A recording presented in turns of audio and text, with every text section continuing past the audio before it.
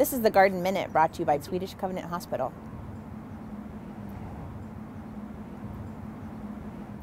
Hi, I'm LaManda Joy, and today we're going to have a little chat about trellising.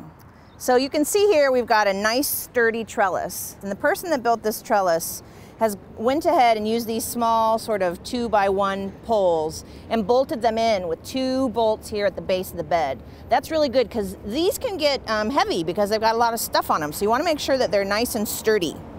And then the person that's using this trellis has this fine gauge mesh. Now this sort of mesh is really good for beans or peas or things that have tendrils. So you can see that this gardener has some peas growing down here, and peas and beans and some other things have these little tiny grabber things. These are called tendrils, and they naturally will curl around small gauge wire. They won't curl around big things, right? So you need to have small gauge. That's something for them to want to wrap around. Now that could be string, that could be a single piece of wire. It doesn't have to be this mesh, but this is just a really good example of what would work fantastic for peas, beans, and other things with tendrils like cucumbers. So good job for this trellis.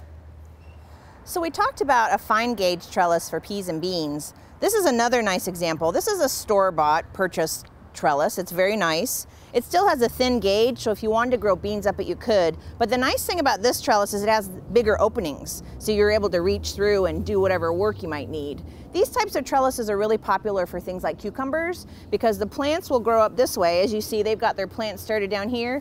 They'll grow up this way, and then the cucumbers will dangle underneath, so they're very easy to harvest. You can just come around the backside and pick them out that way. So this is another nice type of trellis, and the point here is that it has a bigger opening so you can reach in and do what you have to do underneath it. This has been the Garden Minute. Special thanks to the Chicago Flower and Garden Show, Swedish Covenant Hospital, and Production One Media.